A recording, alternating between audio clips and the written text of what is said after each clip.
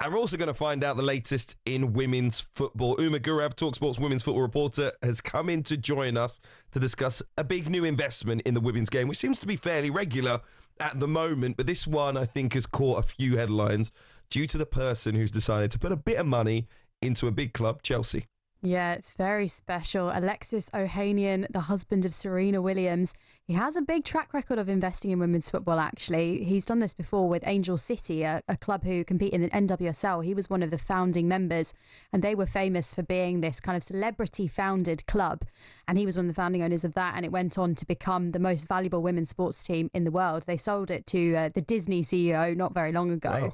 But, you know, he's got that track record. He was one of the guys at the beginning who said, everyone told me not to invest in this women's football club, but I did it, and look what I've turned it into. And it's amazing that he's now investing in Chelsea. I mean, they've just won their 6th consecutive WSL title, and now they've won the backing of one of the kind of greatest figures in this sports. And, you know, he's going to be at Wembley with Serena Williams on Sunday for the Women's FA Cup final. They're going up against Man United, looking to regain the FA Cup trophy and make it a treble. Obviously, they missed out on the quadruple.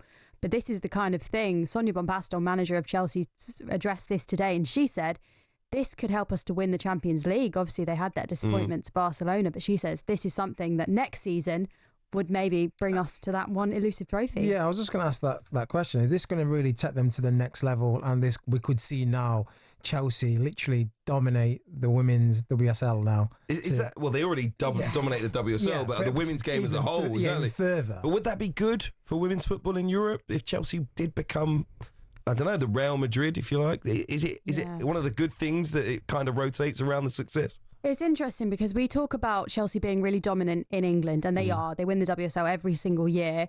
But the thing is, they're not at all on the level where they're dominant in Europe. And I don't think that they will get to that point, even with this investment, which is huge. But I still think they're a way off that, because you look at Barcelona and it is them who are dominating. Yeah. And that in itself isn't necessarily a good thing. I know that, you know, we'll see what happens in the final against Arsenal next weekend. Very excited for that one.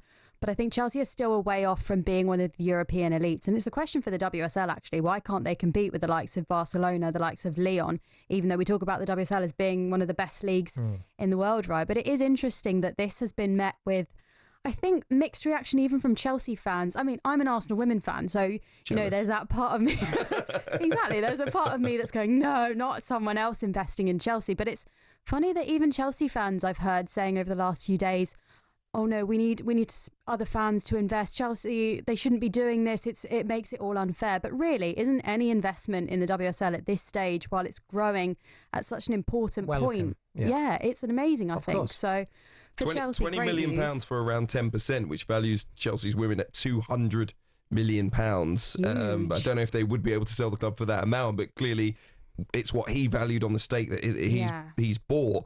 He's worth £150 billion, reportedly. So if anyone sees Alexis Ohanian while he's over in the United Kingdom, just mention Man United might need a new owner. Just help me out a little bit. But generally speaking, it is still great news for the WSL. We've heard big news, obviously, around the change of branding and stuff like that.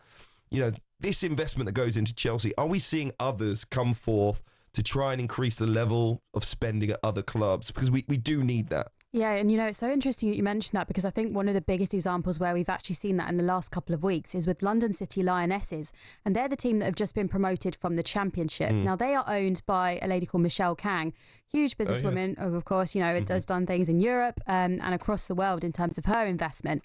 And her investment in London City Lionesses was also met with this kind of mixed reaction, because some people were saying, you know, it's great that she's brought them up to the WSL.